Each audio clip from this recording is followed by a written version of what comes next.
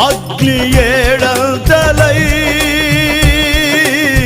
మళ్ళు చుండినను అగ్ని జ్వాలలు తాకలేదులే నీ ప్రియుల గేహాలను అగ్ని బలము చల్లారినే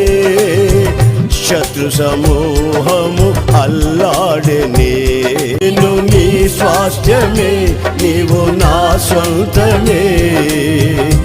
నా స్తోత్ర బలులన్నీ నీకేనయ్యా నేను నీ స్వాస్థ్యమే నీవు నా సొంతమే నా స్తోత్ర బలులన్నీ నీకేనయ్యా నా హృదయాన కొలువైన యేసయ్యా